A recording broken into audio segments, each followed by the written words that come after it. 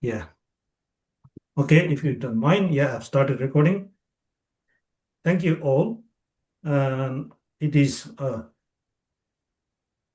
with profound joy. I do find it very, very, kind of it's a privilege for me to be able to attend this session. So, um, I I am working on a certain project. So, because the nature of project is very, very fluid at this stage, so all I'm doing is I have compiled a list of questions. Some of those, say, very important questions related to Dhamma and the practice of purification of mind. That is the core topic. And as you know, I have gone through quite a few of them on the state of mind that is unpurified, which is why we got all the suffering in the mind. Yeah. So now I am focusing on the bright part. Let's assume we can't kind of attain that kind of state of mind, and that through the practice of relinquishment, relaxation, abandonment, and there are specific kind of foundation of the practice that will lead us to that state of purity. Yeah. And what is that state of purified mind? Which is, there are various stages, various kind of glimpses of here and there of what the purified mind is. Yeah. So if we look at the Buddha's kind of sermons on the mind, Buddha gives that sort of graduated approach of how the mind is developed, and this is what the Buddha's term bhavana is. Yeah. So bhavana is anything, whatever Buddha has taught. It is a gradual development, and that is the very word called bhavana. And Buddha has not anywhere mentioned something called sudden enlightenment or satori, or that kind of concept called you can suddenly become enlightened and you will learn into that sort of a total freedom of mind. Yeah. So it is very much, we need to practice diligently and uncover the truth by ourselves. Yeah. So we have questions, anybody claiming they have enlightened, they have become completely united with their ultimate self. So that we are not talking about that kind of path. Our path is very much rinse and repeat. Yeah. I keep repeating this term, rinse and repeat. That means we do uncover the state ourselves, and we go through that sort of development that will lead us to that sort of state of purity. Yeah. So I would like to break this talk into few component parts. So the state of natural state, the pinnacle of that sort of state of purity, that kind of um, it will all lead to that sort of emptiness. Yeah. So Buddha's ultimate experience is that all that sort of state, when they have been purified, then mind will be empty of those all perceptions. Yeah. So very word perception and feeling, consciousness, these are all, and as you can see, these are perturbation of the mind, these are oscillations, these are sort of pollutant that are uncovering the mind from every direction. So what I would like to start with some challenges. That is the first thing. Then I will cover some of the areas of where Buddha talks about what is the state of purity, what is that state of mind, which is Buddha calls it Pavasara Chitta. It is called luminous mind. And I have already talked about this, what is Pavasara Chitta, and how we personally experience this luminous and extremely bright nature of mind, which I will again review that a bit later. Then what is that, how do we get into that sort of luminous mind? What is that practice? So that is precisely what the practice that we are doing in terms of abandoning and not taking anything personally, and you know doing what is called 6R. Yeah. So and 6R may sound like a very much a buzzword, but this is a very much part of our Noble Eightfold Path, and it integrates that kind of Noble Eightfold Path, the very fundamental elements of Eightfold Path, which are the Noble Right Effort, Noble Right Mindfulness, Noble Right Collectedness, supported by the what is called the virtue, yeah, which is the purified conduct. So purified conduct will lead to purified state of mind, purified what is called the unification of mind, and that is what leads us to the luminous mind, the mind that is uncovered from all those sort of let's say coverings. Yeah. So that is what the Buddha said is mind is naturally luminous, and when you say luminous, it is luminous all around, yeah, everywhere. So that is the state of mind. And then I will talk about the what are the kind of let's say I do talk about the challenge in our reality. Our reality is very much confined within the mind body problem. And if you look at the current scientific, or let's say more modern day problem of mind body problem, the Buddha's core teaching, dependent origination, is very much about the mind body interactions, and dependent origination is the solution to puzzle of this mind body problem. Yeah. So I will uncover where the dependent origination fits within this sort of our entanglement of mind and body, how they come together to clutter the mind, to reduce the luminosity of mind, and why we are in this state, why we are here, having to experience all this pleasure and pain and so on. Yeah. So that will finally lead to kind of a very, very crux of the core, um, let's say, dilemma that we have. The dependent origination terminates in a very, very precarious position that is called consciousness and namarupa. Yeah.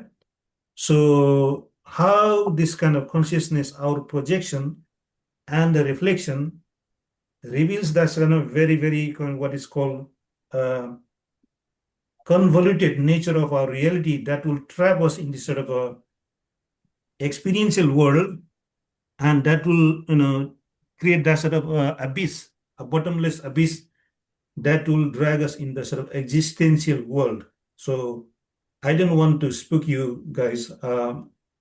Existence is very much like we take it, we do have to exist, but be assured, there is, even if we abandon the existence, the concept called existence, letting that be free of the existence, it is the kind of is a happiness. So it is very much like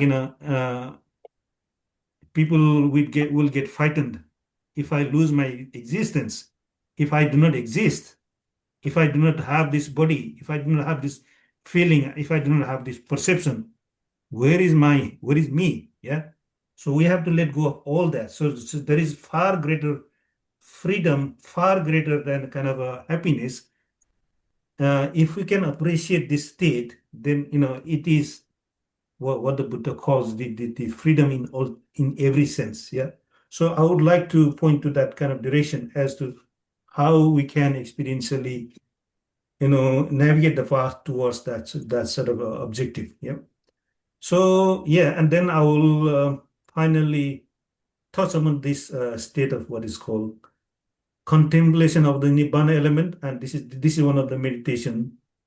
I think I would like to give a bit of how what is that kind of practice, and I've seen that being prescribed in some of the practices, but they are very much like done in a conventional way. How we integrate that in our Twin 6R practice, and how do we experience that in our meditative, let's say, clarity. And yeah, so it's kind of we can test what the Buddha said.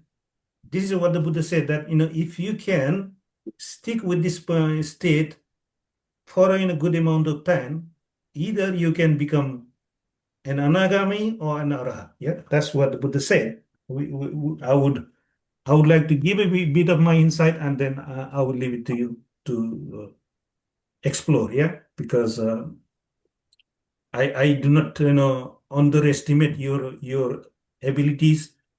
So please, if you already have been freed, there is nothing new. But if you would like um, to know, how this what I have done a little bit, then you can take that as your bit of insight for you to practice. Yeah.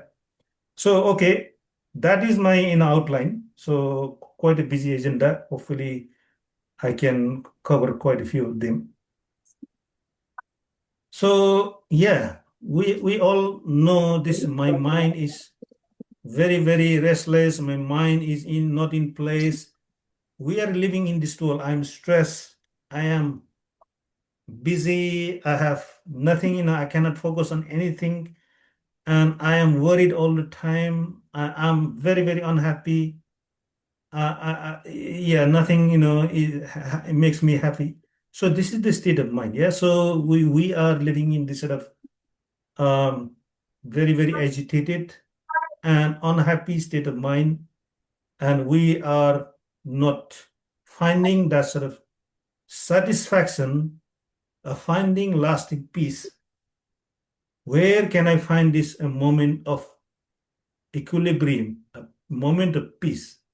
That does not require me to acquire more, acquire kind of let's say, facilities, acquire wealth, acquire that sort of position, acquire that sort of status, and that kind of thing. So all these sort of things that has been an endless pursuit by this world. Yeah, we do think that by acquiring this kind of what's it called, Buddha calls apadhi, this kind of acclaim, that sort of bonus, and a kind of rewards, we will be happy. But the 2600 years of teaching of the Buddha has proven that by acquiring all this sort of status and that the wealth and that sort of pleasure and pain, you cannot remain perpetually happy. Yeah. So, and happiness is again, what is happiness? There is a happiness is a feeling. So we have to let go of that sort of concept called happiness. Yeah. There is no such a David, fairy I'm tale here for world. next class, yeah? I'm here. There is no such a fairy Don't tale talk. world called happiness. So happiness is very much a conventional way of Huh? okay, 10:30, yeah. maybe we could mute yourself, Huh? please. Yeah. So Huh? happiness is very much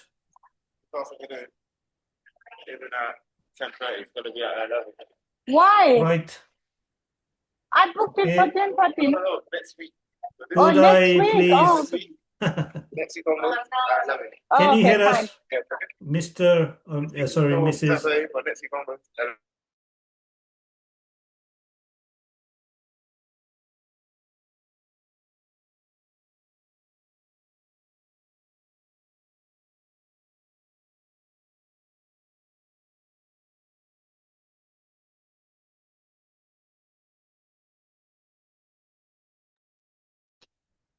Yeah, I can.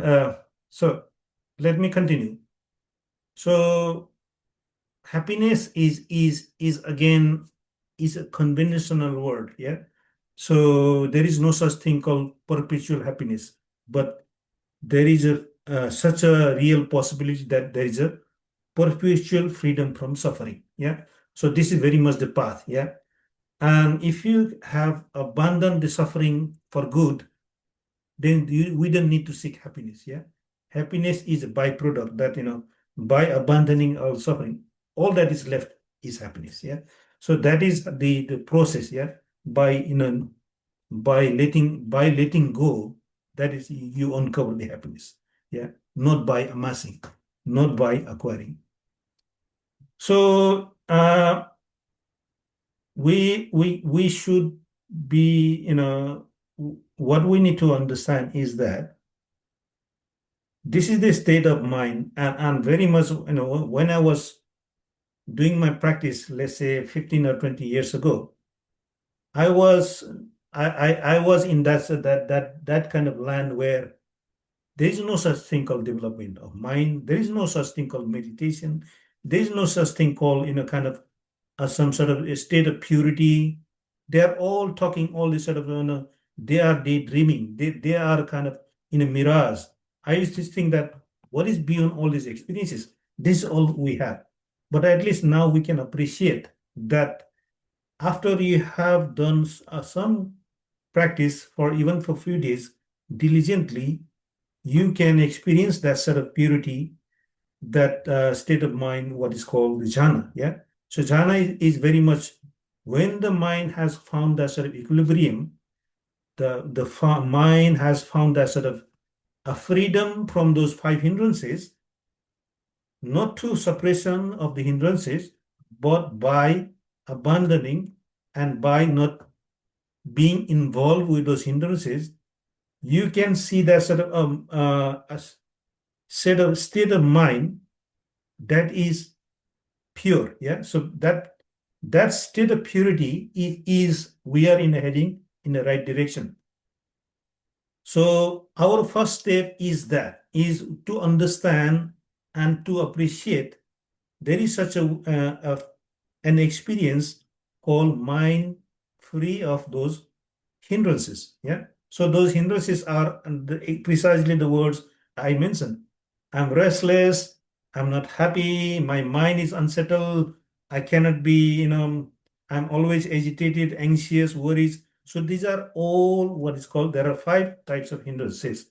So our tendency is to push those hindrances away and say, I don't want those hindrances to come and attack me.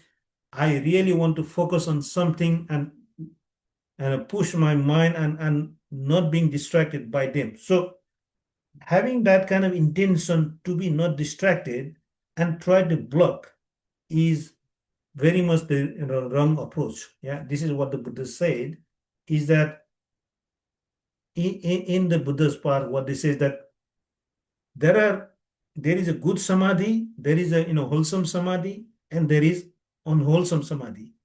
And this is somewhere in Anguttara Nikaya. And Buddha says that samadhi, which is forcefully suppressing the hindrances or any kind of mental activities, that is not sublime, that is not happy. That samadhi is not purified samadhi. Yeah. And Buddha says, if one does not forcefully suppress those hindrances and does not take those sort of hindrances personally, and there is another type of samadhi, and that type of samadhi that we are talking about. Yeah. So, and that samadhi is called the four jhanas. Yeah. So we know the four jhanas can be contaminated by suppression, and there is a four jhana that is devoid of suppression. And we are practicing that sort of practicing the purity of mind by not suppressing any of these hindrances. And what is our strategy? Is that hindrances do come. Hindrances become hindrances when you identify with the hindrances, when you pay undue attention to those hindrances, and when you say, I am that restlessness, I am that anxiety, I am that pleasure, I am this pain. I am this, happiness.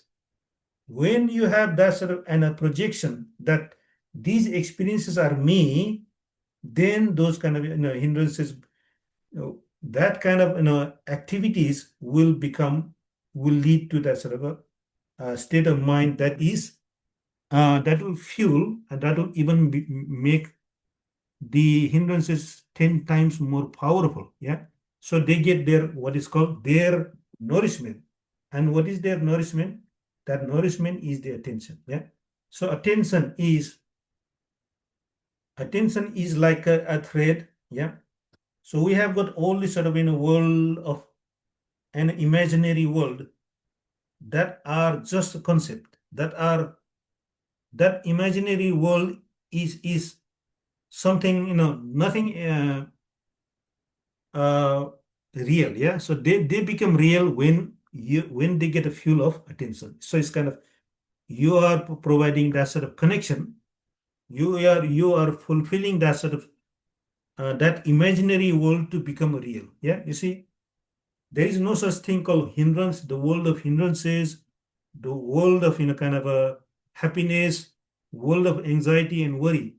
They are all mind made. Yeah. So how mind makes that? Through the channel of the attention. Yeah. So if you put your attention on the hindrances, then hindrances will become magnified. They become completely they become manifest. Yeah. And if you do not pay attention, if you abandon, if you do the 6R, if you relax, then they will not even materialize. They were just some kind of concept. Yeah.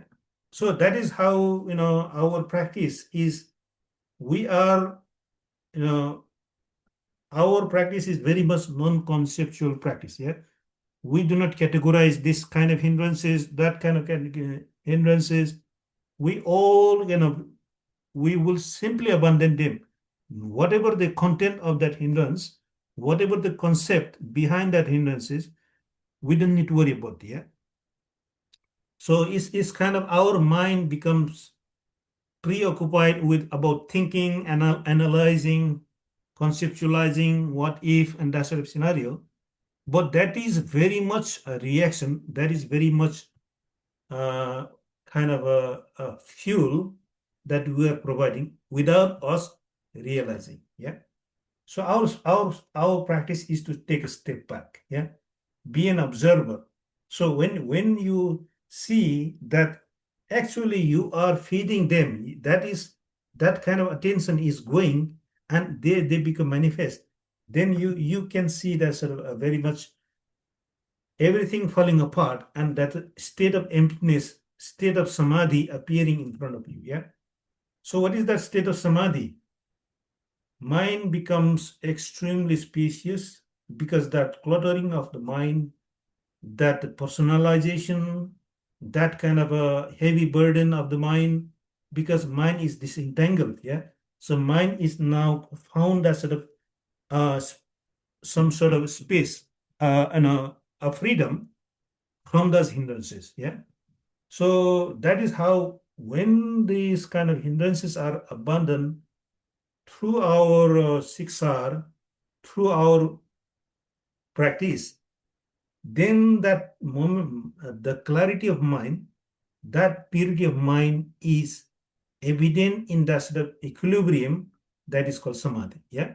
So that samadhi is, how did you come to that samadhi? By, as I mentioned earlier, Buddha said that don't forcefully suppress them, don't kind of try to attack them by not allowing by not paying attention to them. So there is no element of suppression in anywhere in the Buddha's teaching. Yeah. So what the Buddha is saying, just simply drop your fuel of attention to those hindrances and they will subside. So you see, these hindrances are sustained by very, very tiny thread of attention. Yeah. So what the Buddha says that remove the attention, and I can give you the precise word. Buddha said, Manasikara Sambhava Sabbe Dhamma. Yeah, this is in Anguttara Nikaya. What does it mean, Manasikara? Manasikara is your attention. Yeah, Manasikara is the mind's tendency to create, to fabricate stories, to create that sort of fairy tales out of, kind of imagining that this mind is worried, anxious, and all these are mind made. Yeah, that is what the Buddha said. Manasikara sambhava sabbe dhamma. They are all created by the mind through the process of attention. So is jhana is jhana the ultimate state of mind? No. Yeah. So jhana is giving us that sort of a platform, a very, very stable ground for us to develop the insight. Yeah. Now, what is the insight? And insight has become a buzzword. What is insight? And people talk very much about vipassana. They talk about the wisdom. They talk about the insight, and they have no clue what those terminologies are. Yeah. So Buddhists very much Buddhists are also become dogmatic. They take as if the wisdom is their own word, own kind of their own ownership. They don't, wisdom is not something that only belongs to Buddhist followers. Yeah. So if we do not understand the subject matter, then we become a dogmatic. We do not say that wisdom is exclusive to Buddhism. Yeah. But what I said that Panya is that kind of word that is called a knowledge that is beyond all this sort of conventional type of understanding and a sort of a projection. So that's a kind of knowledge of understanding of all these experiences. That is what the wisdom is. Yeah. In Pali, it's called Panya, and Panya it means that knowledge that you have understood the core, you have understood the essence of everything. Yeah. And whatever you uncover, if you have understood that, all the rest is just noise. Yeah. You see, if you have understood the Panya in the sense that this is why the mind is getting all these experiences, all this concept, all this proliferation, all these sort of things are just fabrication of mind. And if you can see that through your mind and through your practice, that is the state of Panya. Yeah. And that is totally different from the conventional word wisdom. Yeah.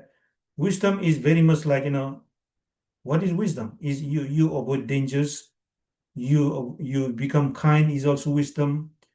You become, you safe, that is also wisdom. Yeah. These are very much everyday terminology, but the Buddha's wisdom is about that, is how this mind works. And you have seen it for the fact that this is how the mind worked, and you found it, kind of the formula. This is how the world operates, and that's it. Now, anything that world does, you don't need to worry about that. Yeah. So now you know how this world operates. Now you have been free from the world, from this universe. That is what they said. That look, there is a state of freedom from the universe, and that is what the wisdom is. The Panya is. Yeah.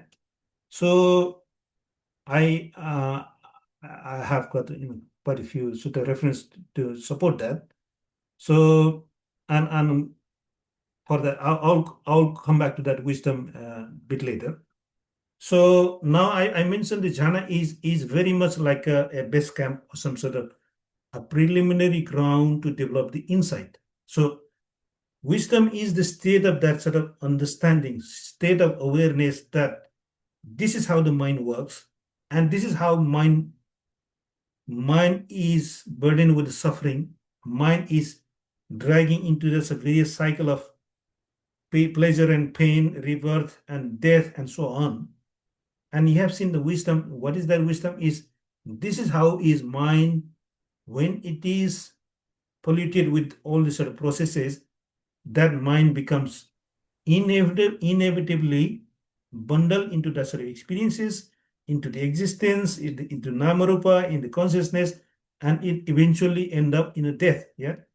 So you have experientially verified and tested that this is how the mind works, and that is the state of wisdom, is that, yes, in that wisdom, you know this is how the consciousness works, this is how the Namarupa works, this is how the feeling works, this is how the rebirth works, this is what the bhava is, and so on. Yeah. So wisdom is to be able to see this process. Yeah.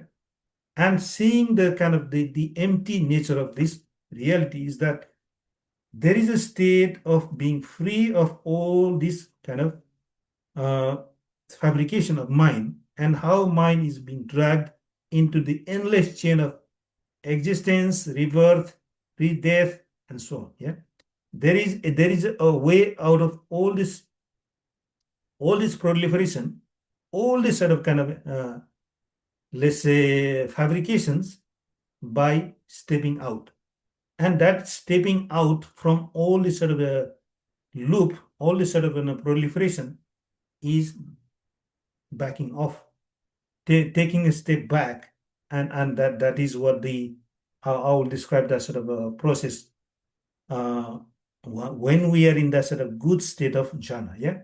So being in a jhana is very much, you should celebrate, being able to experience a jhana by that sort of peaceful mean, by not suppressing anything, but by simply relaxing, by abandoning your attention. It's a moment to celebrate. Yeah. So Buddha said, jhana, one who has experienced jhana this way will inevitably experience nibbana. Yeah. In this very life. Yeah. So yeah. So if you have experience in the jhana in this manner, Buddha said that there is a sutta reference. So Buddha says there is a kind of a wood that is flowing from all the way from Himalaya through a river. If that piece of wood is not cast into the high ground, or into swept away in the current, or if it has not been taken by villagers, that piece of wood will land into the ocean. Yeah, that's it. So that means if you can practice that and not be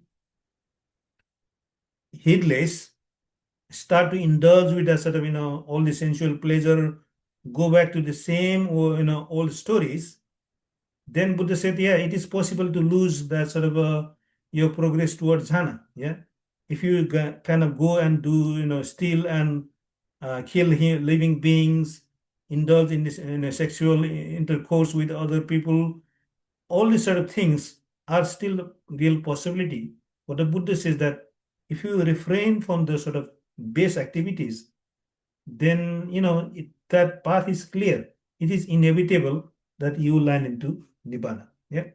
So that is why I say that the jhana that we experience through this siksar, if you can remain in that jhana, take a step back, and have that sort of purity of your conduct, then yeah, it's really a moment to celebrate.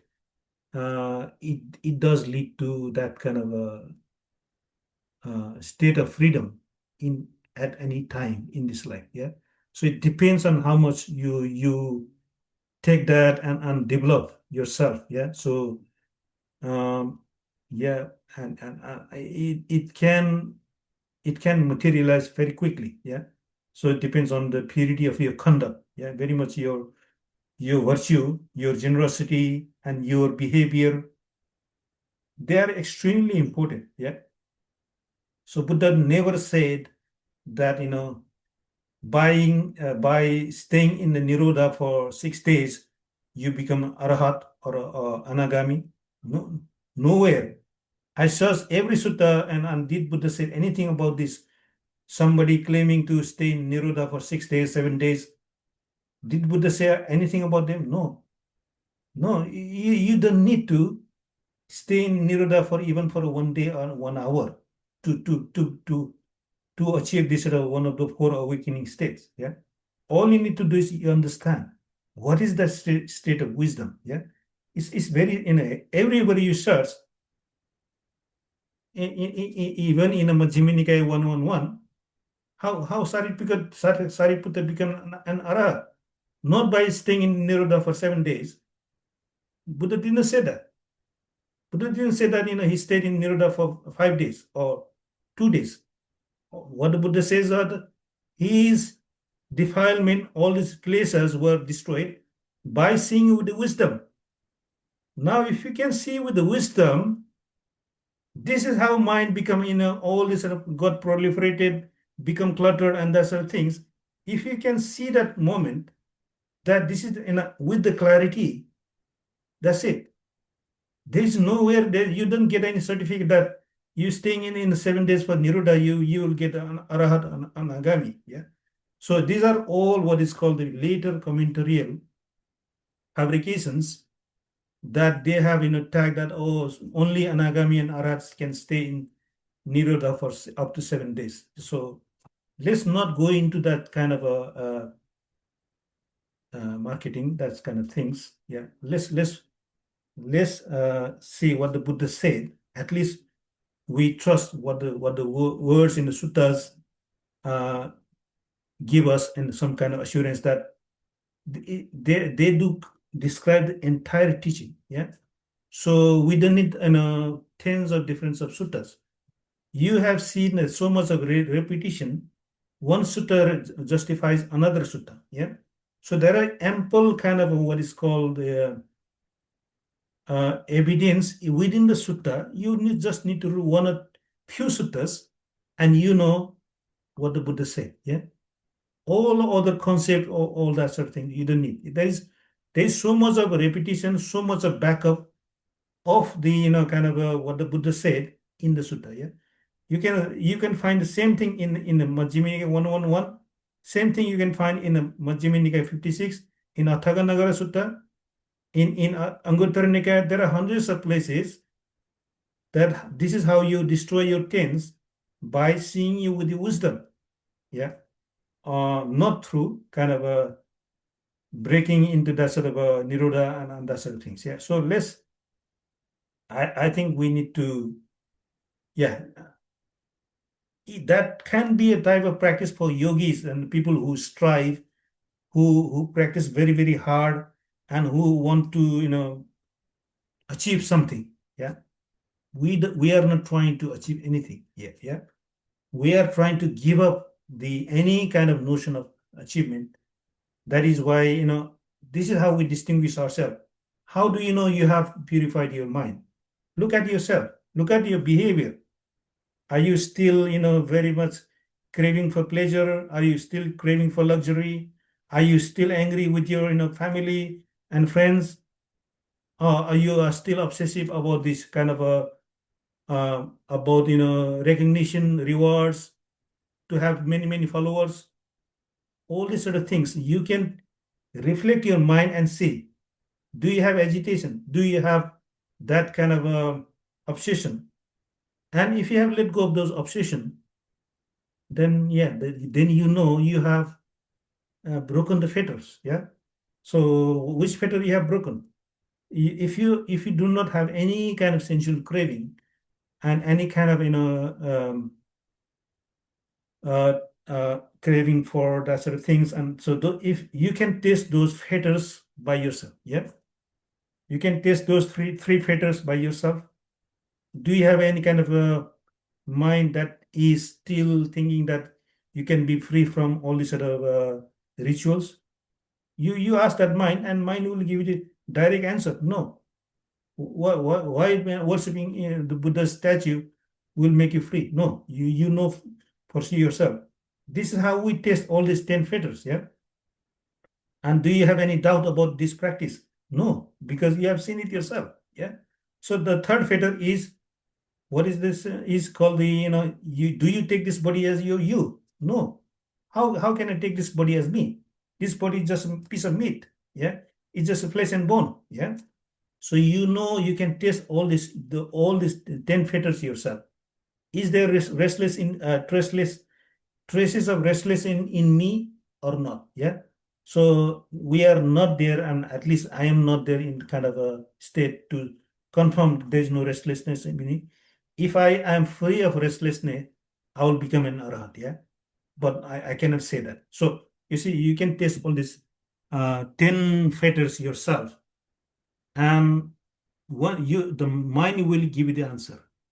Is there any kind of sloth and torpor in me? Yes, because I practice. I end up becoming drowsy. Yeah, so that means, yeah, you have not abandoned the sloth and torpor. Yeah. So this is very much Buddha's path, is that test and see for yourself. Test and see for yourself. Yeah. Not through that sort of a meditative experience of, yes, I can stay in that kind of attainment of this Nirodha for this many days. Yeah. I don't buy that kind of claims. So uh, I mentioned about this jhana practice, and I have also given some kind of my first-hand experience. There is a state called luminous mind. It's called Pabasara Chitta, and you can, once you are in a very very settled and good, very very comfortable state of jhana, all you can do is you can check the purity of mind. Yeah. So jhana is the purity from hindrances. Another state of purity of mind is to see if the mind is endowed with the sort of wholesome factors. And wholesome factors are those factors of 7 awakening factors. So I mentioned about when the mind is that sort of state of freedom from hindrances, you personally ask the mind, ask the question. Yeah. Buddha says that I consider myself, is there anything in mind? And the mind. So Buddha already given that sort of formula. Yeah. So just ask the mind, is mind devoid of this state or it is endowed with this state? Yeah. You ask this question back and forth. Is mind endowed with mindfulness or it is devoid of mindfulness? So you need to see both parts. And once you have seen yourself, then your mind already becomes a very, very, it just sorts itself out. Yeah. Mind is a very, very powerful. Mind is like the most faithful servant you will ever have. Yeah. That kind of servant who knows your mind instinctively. Yeah. So you don't even need to give any command. It already does that. So that means you only say, okay, I would like to see what happens when this state is dropped. So just 6 hours, just let that be, and mind will create that experience for you. So you are in a jhana, and when your mind is so balanced, all you need to do is, I'll just say, what is the third jhana? Just bring small intention that I will say what is, not with a state of craving, but with a state of some kind of intention. Yeah. I will just, in my book, I have given an example. When in Asia, in other countries, we got a proverb says that you just throw a branch into a mango tree. If mango falls, so be it. If I have to let go of the branch of tree, so be it. Yeah. So you just give it a try. Yeah. So we just need to throw that kind of intention to mind, and mind will give you exactly what you were intending, and it will cook you that kind of experience. So that is how we bring, once you are in the state of jhana, then all we need to do is that play with that sort of a very very fine knob of intention. Yeah. So your intention have to be not fueled by craving, by kind of lust or anything, but by simply, I give you an example, give it a shot. Yeah. Just give it a shot. Yeah. Just drop that intention and let everything to mind. Yeah. Mind will take care of everything. You don't need to worry about anything at all. So that is how mind does its functionality. That is how mind purifies itself. So as soon as you become me, I need this, I need that, mind will do the opposite. Yeah. And I gave you an example. It's like a mind is like a wall, and you are throwing a ball. If you throw a ball very, very hard, it will come and hit you. Yeah. So it will backfire. So mind can work the opposite. Yeah.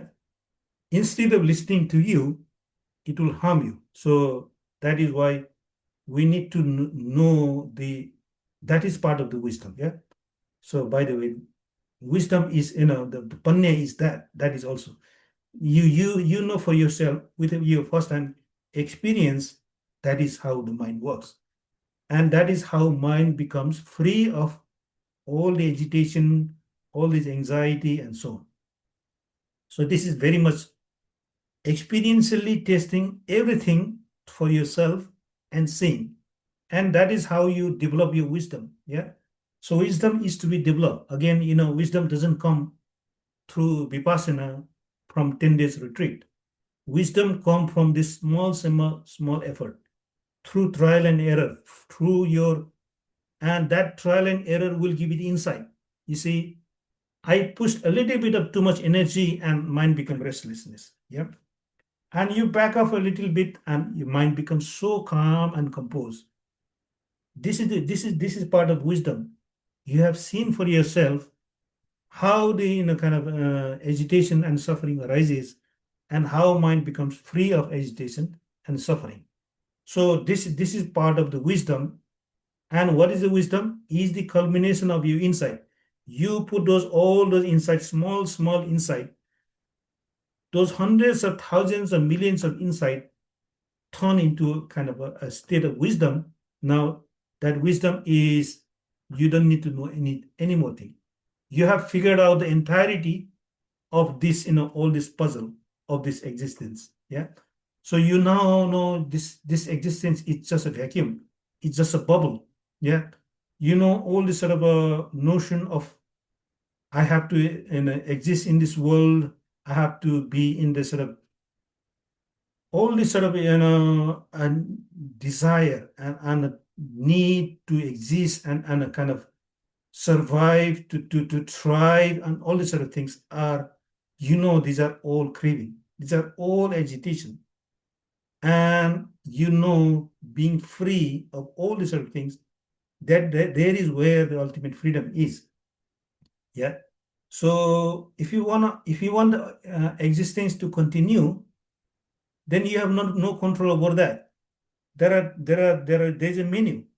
You can either go into 31 plane of existence, into the base of nothingness, or to the hell of Ram, or into the four great kings. So there is a set menu of existence. Yeah. And as far as I know, none of these have got that sort of freedom of your mind, that the freedom from all this sort of mental agitation. Yeah. So only by abandoning this sort of kind of notion of I have to exist, then only after that kind of abandoning, you will be able to find that state of freedom. Yeah. Then you don't need anything. You are supportless state. You are dependence-less state. Yeah. That is what the ultimate uh, purity of the mind is all about. Yeah. It is empty in every sense. It is free in every sense. Yeah. So now I would like to give a very good sutta reference. What is the natural state of purified mind? Yeah, this is very, very, very good sutta. And it's from the Udana. It's called Bahiya Sutta. Yeah, so you all know very much what the Bahiya Sutta is. And Bahiya Sutta said he become awakened just by listening to the words of the Buddha. Yeah, and what the Buddha said, if you can remember, what the Buddha said was, in whatever experiences, in seeing, in testing, in cognizing, in your tangible, all the sort of all the six senses, anywhere, if there is no notion of you in there or any kind of projection, just this phenomena, these phenomena are like, I give you an example of you are suspending in aircraft uh, that can barely support your weight. Yeah, it's very very fine. That's kind of a aircraft that you are carrying. Yeah, so and if you do wiggle a little bit, if you start to make this mind shake a little bit, it will simply gonna fall down. Yeah, and very much like that. If you can maintain that kind of extreme balance, and if you do not project anything, you don't project anything in a sense that in everyday life we are seeing the color, we are testing the a dish, where we are all immersed in that experience. Now if you take out all the experience out of all the sort of processes, now what is going to happen is that there is no identification with any of these things. Yeah, so you can call it this kind of a process like nirodha in everyday life. Yeah, so that means nirodha happen when you have abandoned all this sort of your identification with the phenomena, with the experiences in the form and formless.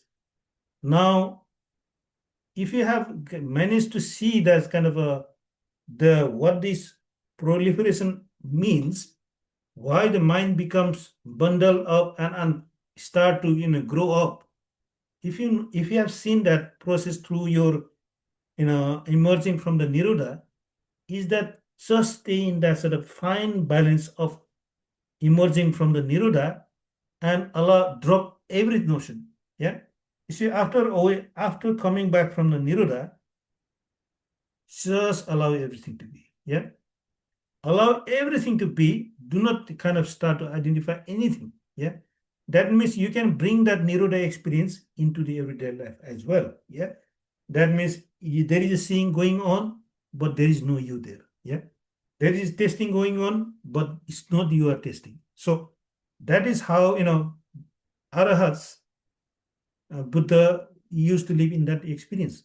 He had a very very acute test, but he was not testing. Yeah, he was not kind of conceptualizing the test. Yeah, for him that was just a food. Yeah, he knew what the taste like. It is sharp and it is bland, it's spicy, but there was no kind of no categorization for him. Yeah, it tastes spicy, but it was he was not conceptualizing anything. So he was not proliferating those experiences in any sense. Yeah. So Bahiya saw that wisdom. Bahiya saw that yes, that is when the any experiences are not proliferated. By the word proliferation is called papancha in Pali, and the state of wisdom is the state of nispapancha. Yeah, no proliferation. Allow everything to be wherever they are. It's not you. It's not anything. Just everything is there by their own. Yeah. So that is what the state of wisdom is, and that is the state of purity. Now, this Bahiya Sutta in Udana, I'm just going to read. Then what the Buddha said that Bahiya become, he was a bit unfortunate that he could not survive after awakening, so, and he died because of kind of some stray bull killed him. Yep. Now Buddha saw his mind. That's it. He is totally unbound. He's totally, there is no traces of him latching into any experience at all. He was completely cooled off. No proliferation at all. So, and that's what the Buddha says. Where neither earth, water, nor fire, nor air gain a foothold. Yeah. Gain a foothold means what? All is body, feeling, they are not getting any kind of support. Yeah. So this kind of concept do not find any kind of foothold. That means it's non-sticky. Yeah. It's like a heavy non-sticky pan. Yeah. You put any, you can make a curry, it doesn't stick. Yes. Inside mine is that, doesn't, all this earth, water, fire, and air do not get any foothold. There gleam no stars, no sun sheds light. There shines no moon, yet no darkness reign. Yeah. So it's a very peculiar, it's a very, very interesting, and it makes you think, what kind of state is that? There is no star, there is no moon, there is no kind of luminary objects in the cosmos, but there is no darkness. Yeah, see? So because that wisdom intrinsically, it is bright and luminous. Yeah. So we are not talking about a location in this universe. Yeah. This state of nibbana is not a location in this universe.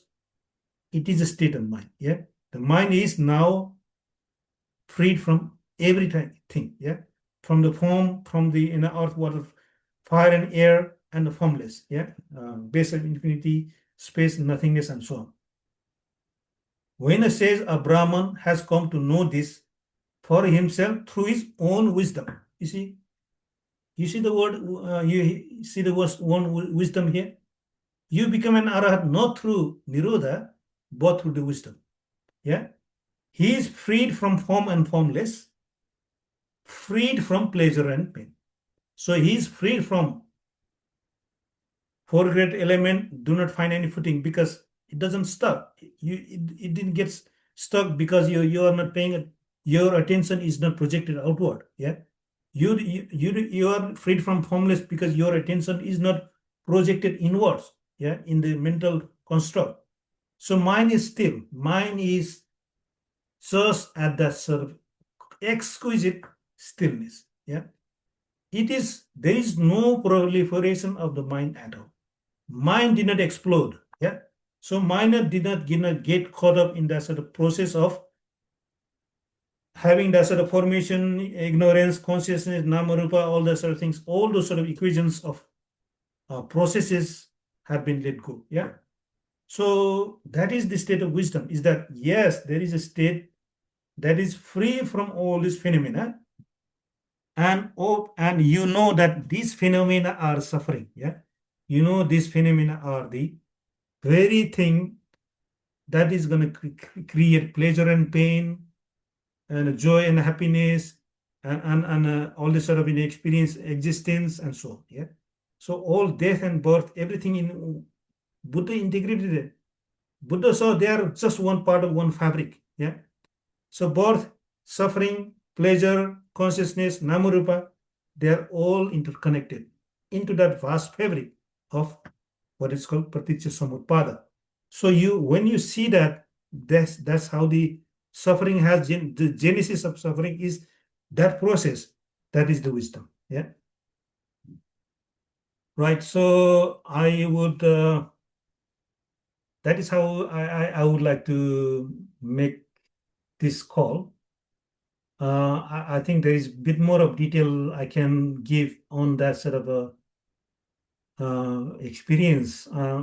This is again coming from another sutta, and it is very, very profound sutta. Yeah, and that sutta is the inspiration for my book, the book I wrote in 2024. And that sutta that I wrote the book is called Kevatta Sutta. And I'm not going to read the whole sutta because that sutta is 20 pages long, something like that. And there is a very, very interesting question that is happening across the entire world. Yeah. And the scientists, explorers, everybody, they talk about where is the end of this cosmos? Where all the stars, galaxies, the kind of all this cluster of galaxy, where do they end?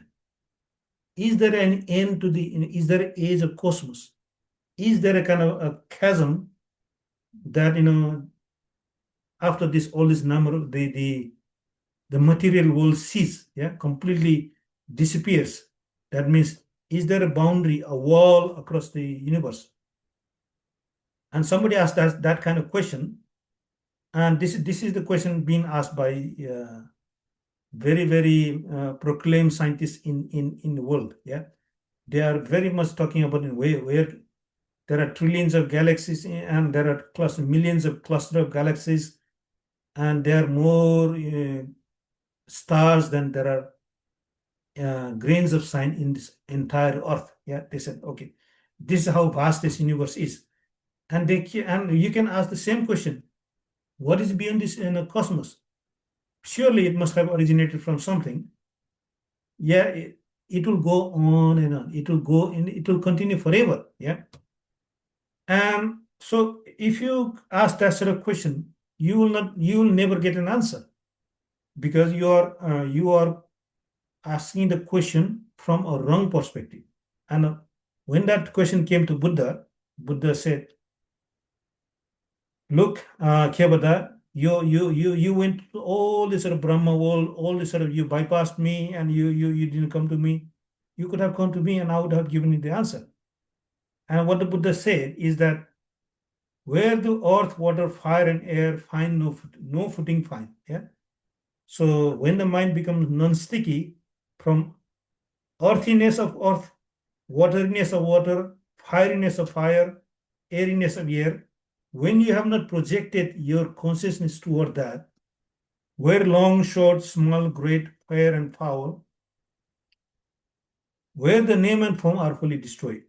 And that is how where did your question should be framed as not where is the age of that, but where this kind of concept do not find any footing. Yeah, where these concepts are broken, where those concepts are completely unsupported. Yeah, so you say when they become a reality only when they get support. Yeah, so and Buddha says that what is that support, and they are sustained by a support.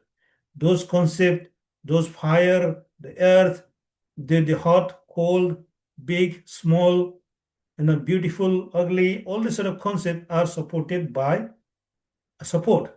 And that is support. What is that support? Yeah. And the Buddha says, and the answer to that is where consciousness is unmanifestative, is called anidasanam, where consciousness is boundless and all luminous. You see? So when that perception of form has no found footing, when the attention for that perception has been let go, then consciousness is what becomes, it becomes non-manifestative, because those concepts were sustained by consciousness. Yeah. So that dependence for a form, that earth, the water, to manifest, they only become manifest because there is a consciousness, there is a projection. And when that dependence is let go of, when that kind of attention have been pulled out of this process, then Namarupa will stop to influence the consciousness. Consciousness will stop to influence the Namarupa. And yeah, what the Buddha says, that is where the earth, water, fire, and air find no footing, where both long, short, and small, long and short, small and great, fair and foul, where nama and rupa, name and form, are wholly destroyed. And with the cessation of consciousness, all that is, all that support is abundant. Yeah. So that means Vijnana Nirodha, which is the cessation of consciousness. How do you arrive at the cessation of consciousness?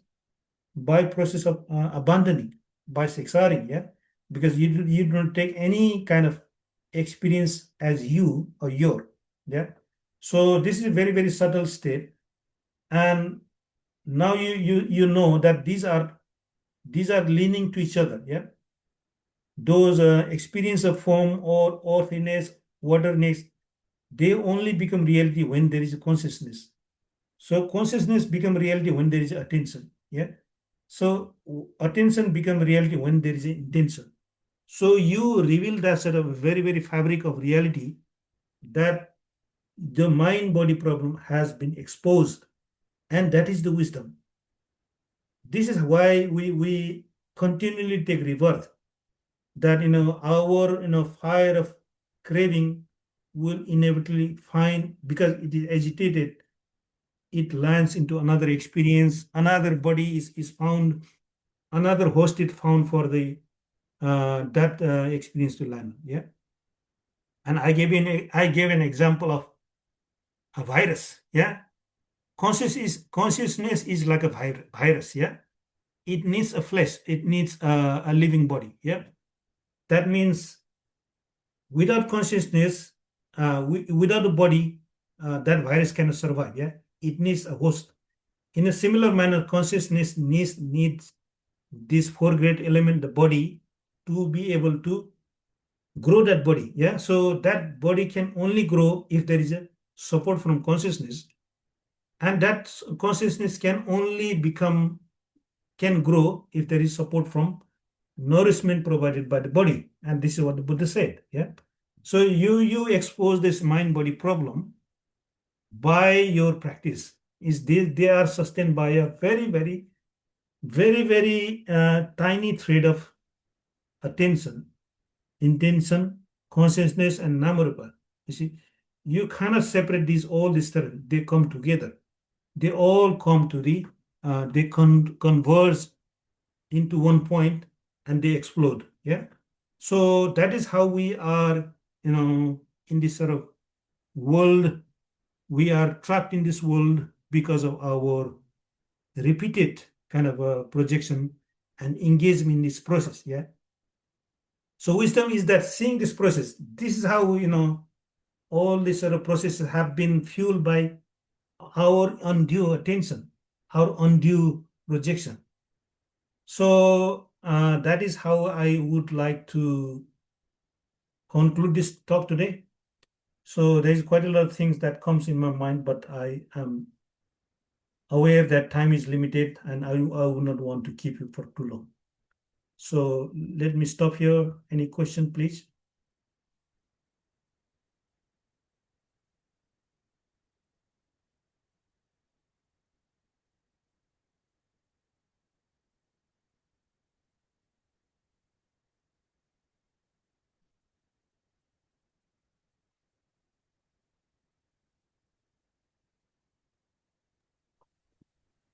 Are there any questions from anyone? Why do you have any questions?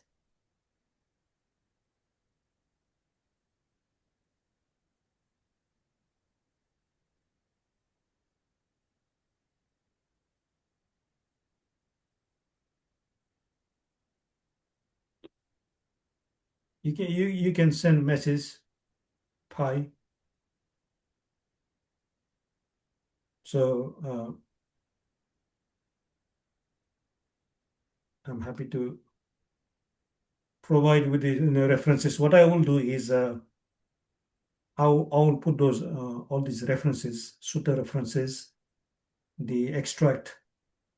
Once this video is recorded, then I can yeah. So I know I went through quite a few of them, but hopefully you can read in your own time later to see what I said do make sense or not. Yeah. That's a great idea. Thank you very much, Dr. Indu. On behalf of everyone gathered here today, I would like to express our heartfelt gratitude to Dr. Indu Shakya for such an inspiring and thoughtful Dhamma talk.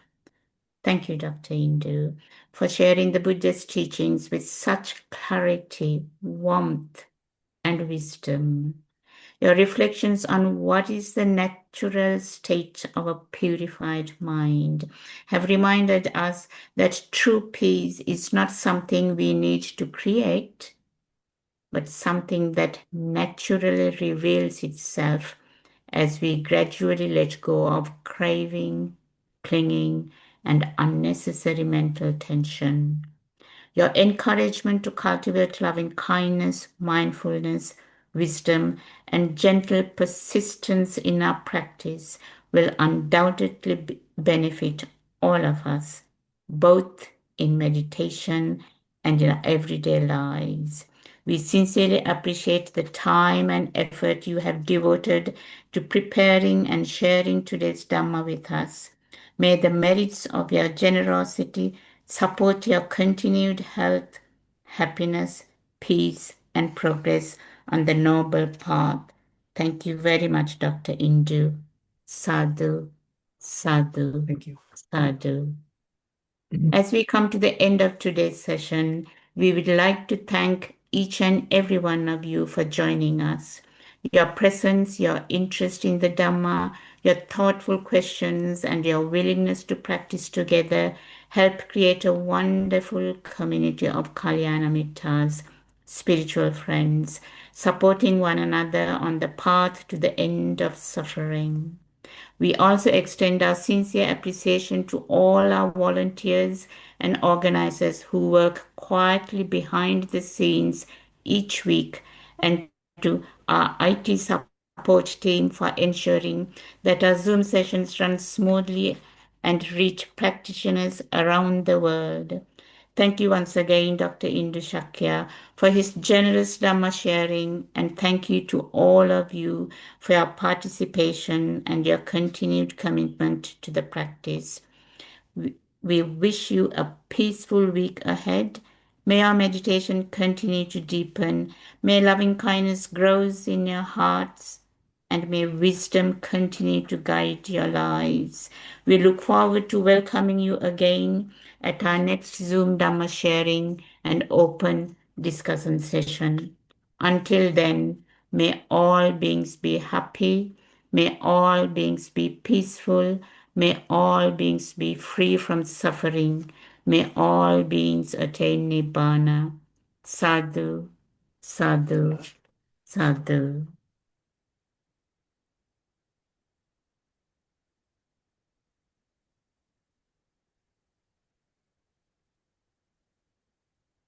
Let us now share merit to end this morning's Dhamma session.